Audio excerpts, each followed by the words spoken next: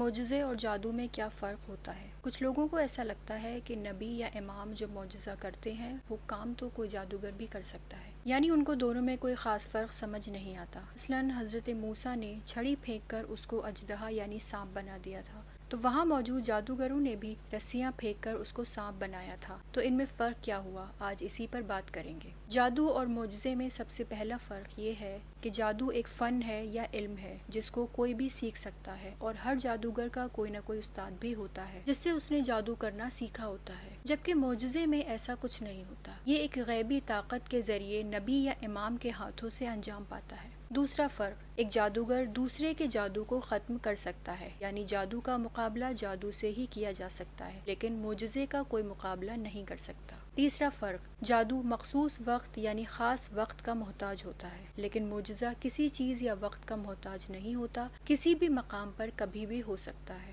چوتھا فرق، معجزہ حقیقت اور واقعات پر بیسڈ ہوتا ہے، لیکن جادو یہ کوئی حقیقت نہیں ہوتا بلکہ آنکھوں کا پھیر ہوتا ہے، یعنی صرف ہمیں لگ رہا ہوتا ہے کہ حقیقت بدل گئی لیکن اصل میں ایسا ہوتا نہیں۔ لیکن معجزہ جب ہوتا ہے تو حقیقت میں ہوتا ہے، جیسے حضرت موسیٰ کے عصا کا اژدہا بن جانا اصلیت تھا، یعنی وہ ریئل میں سانپ بنا، اور امام نے جو کارپٹ سے شیر نکالا تھا وہ شیر بھی اصلی تھا۔ پانچواں فرق، معجزہ نیک اور نمائندہ خدا کے ذریعے ہوتا ہے اور جادو فاسق و فاجر لوگوں کے ذریعے ہوتا ہے، کیونکہ جادو شیطان کا سکھایا ہوا علم ہے، اور جادو آپ کو شیطان کے نمائندے ہی کرتے ہوئے نظر آئیں گے۔ کوئی نیک انسان کبھی جادو ٹونا نہیں کرتا۔